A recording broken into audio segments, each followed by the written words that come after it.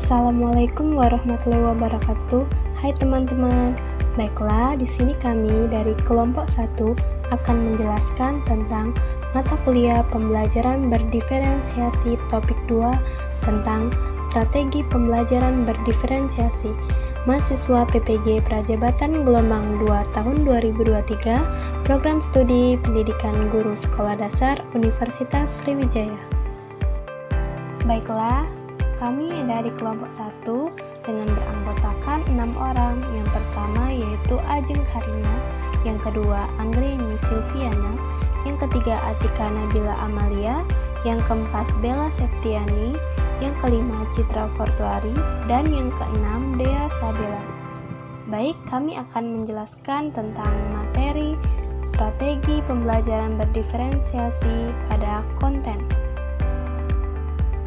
Konten merupakan segala sesuatu yang diajarkan kepada peserta didik, termasuk di dalamnya 3 aspek, yaitu kemampuan belajar, minat belajar, dan kesiapan belajar. Dalam pembelajaran berdiferensiasi, ada 2 cara membuat konten pelajaran yang berbeda, yaitu yang pertama, menyesuaikan apa yang akan diajarkan oleh guru atau apa yang akan dipelajari oleh peserta didik berdasarkan kemampuan belajar dan minat belajar peserta didik. Yang kedua, menyesuaikan bagaimana konten yang akan diajarkan atau dipelajari itu akan disampaikan oleh guru atau didapatkan oleh peserta didik berdasarkan kesiapan belajar yang dimiliki oleh masing-masing peserta didik. Komponen persiapan konten dalam pembelajaran berdiferensiasi dibagi menjadi 2, yaitu strategi pada pembelajaran berdiferensiasi, yang kedua aspek pada pembelajaran diferensiasi. Dalam strategi konten pembelajaran diferensiasi, yang pertama memberikan materi yang bervariasi, yang kedua membuat kesepakatan kelas, yang ketiga membentuk pembelajaran mini, yang keempat menyajikan materi dengan berbagai model pembelajaran, dan yang kelima menyediakan berbagai sistem yang mendukung di dalam pembelajaran. Aspek konten di dalam pembelajaran diferensiasi. Yang pertama, pemahaman kebutuhan peserta didik.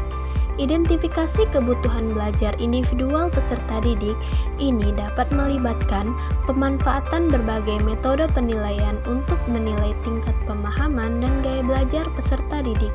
Yang kedua, tingkat kesulitan konten. Sesuaikan tingkat kesulitan konten pembelajaran sesuai dengan kemampuan peserta didik. Peserta didik dengan tingkat pemahaman yang lebih tinggi mungkin membutuhkan tugas atau materi yang lebih menantang. Sementara peserta didik dengan tingkat pemahaman yang lebih rendah mungkin memerlukan pendekatan yang lebih mendukung. Yang ketiga, bahan sumber belajar. Sediakan berbagai sumber belajar seperti buku teks, artikel, video, dan sumber daya online. Ini memungkinkan peserta didik untuk memilih materi yang sesuai dengan gaya belajar dan minat mereka. Yang keempat, format pembelajaran. Varian format pembelajaran termasuk presentasi lisan, proyek kelompok, tugas tertulis, dan penggunaan teknologi. Peserta didik memiliki preferensi belajar yang berbeda, dan beragam format dapat memenuhi kebutuhan beragam tersebut. Yang kelima, pilihan aktivitas dan tugas. Berikan pilihan tugas atau proyek yang memungkinkan peserta didik mengekspresikan pemahaman mereka dengan cara yang sesuai dengan bakat dan minat mereka. Yang keenam, penggunaan teknologi. Manfaatkan teknologi sebagai alat untuk mengakses informasi tambahan, menyajikan materi pembelajaran, dan memfasilitasi komunikasi antara guru dan peserta didik. Yang ketujuh, fleksibilitas waktu.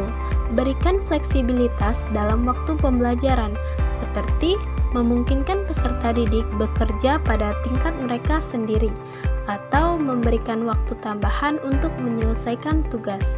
Yang kedelapan, evaluasi diferensiasi. Gunakan berbagai metode evaluasi yang mempertimbangkan kemajuan individual peserta didik. Ini dapat mencangkup ujian, proyek, portofolio, dan konferensi peserta didik serta guru. Yang kesembilan, kolaborasi antar peserta didik. Fasilitasi kolaborasi antar peserta didik untuk mendukung pembelajaran bersama. Proyek kelompok dapat menjadi cara yang efektif untuk memanfaatkan kekuatan individu di dalam kelompok. Adapun contoh diferensiasi konten yaitu yang pertama, menggunakan berbagai jenis bahan ajar yang berkaitan dengan materi pembelajaran. Yang kedua, mengajukan pertanyaan yang dapat merangsang pola pikir peserta didik. Yang ketiga, membuat media pembelajaran yang sesuai dengan karakteristik peserta didik.